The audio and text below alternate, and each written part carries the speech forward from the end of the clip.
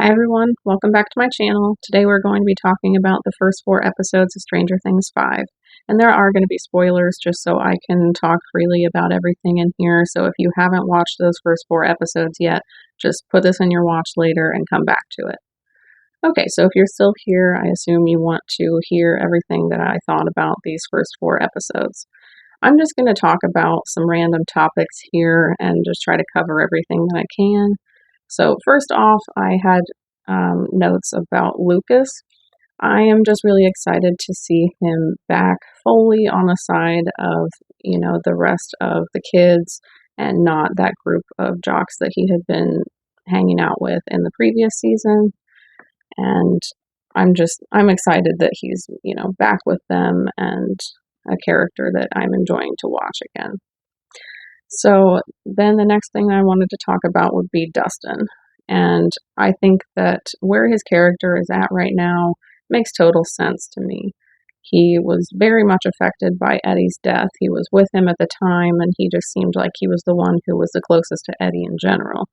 And it has clearly been very hard on him. He seems a little bit removed from the rest of the boys, as well as Steve, but he is, doing what he can to try to keep the Hellfire Club alive and keep Eddie's memory alive as well as a good person that he knows him to be.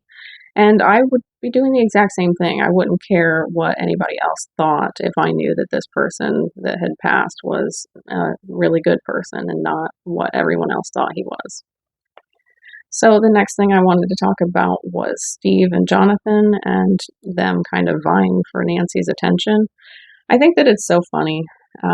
Nancy is just becoming a better character herself, I think. She just is so much of a leader.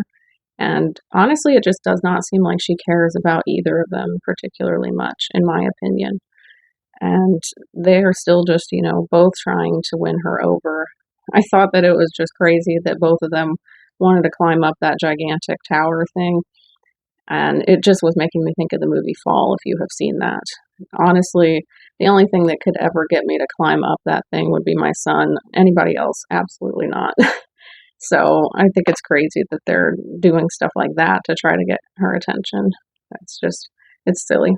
But honestly, I don't know if she'll end up with one of them at all or who it will even be. I kind of thought at different times throughout this show it would be Jonathan, or other times I thought it would be Steve.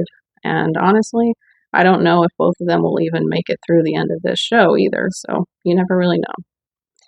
The next thing I wanted to talk about was Mike's character. He has been stepping up a lot more now. I think that he had gotten to be a little bit of an annoying character in seasons 3 and 4 to an extent.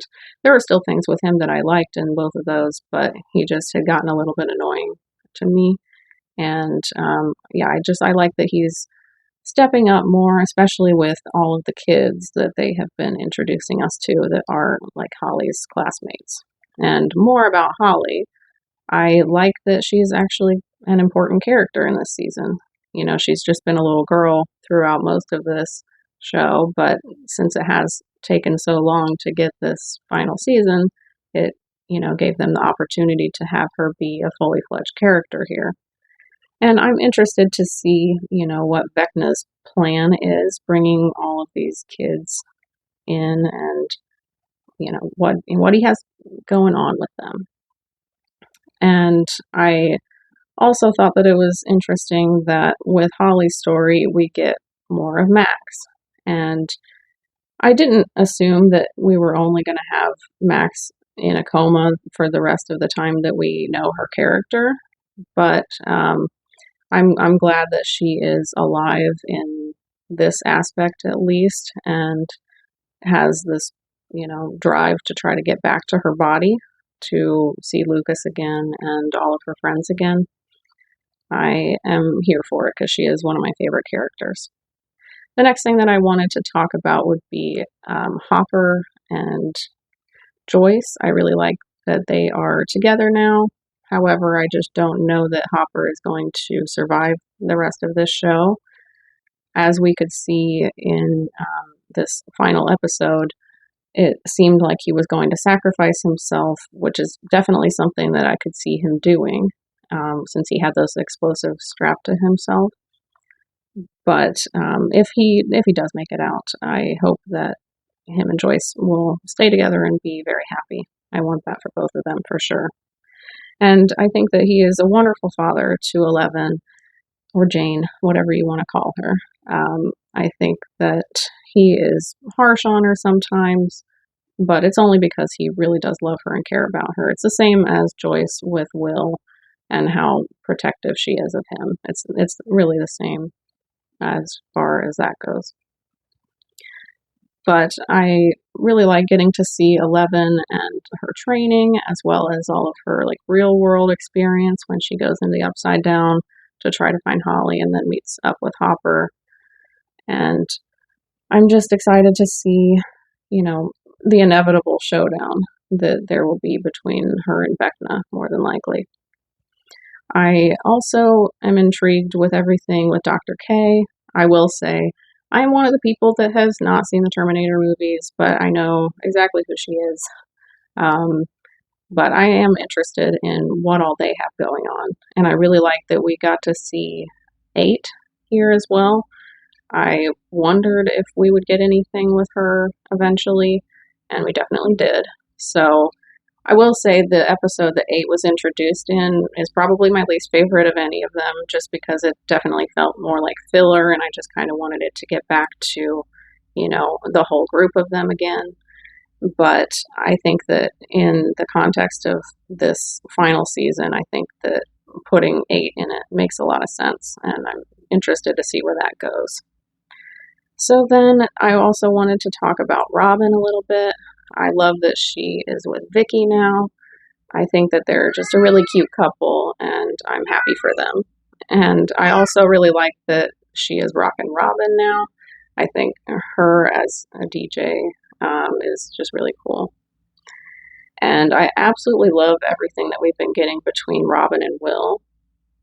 That's something I really like about this show, with having such a big cast, just all the different interactions between different characters that we hadn't really gotten to see yet. And they are just a really awesome combination to have. And I think it's something that's really helpful for Will because of the fact that they are pretty similar, and she could really offer him guidance and just make him understand that he is, important on his own, and it doesn't really matter how he feels about anybody else. He just has to find that strength within, and he definitely does that toward the end of this. So the final thing that I wanted to talk about is just Will in general. I had mentioned in my video about the first 5 minutes and the trailer that I really love 11, but everything with Will, that's what I'm fully invested in with this show. I think that his arc really for seasons 1 and 2 is like it's so good. And then he was really underutilized in seasons 3 and 4. So I was happy that it seemed like he was going to be brought more to the forefront of this final season. And he definitely has been. He's, dealing with that psychic connection that he has to the Upside Down and Vecna.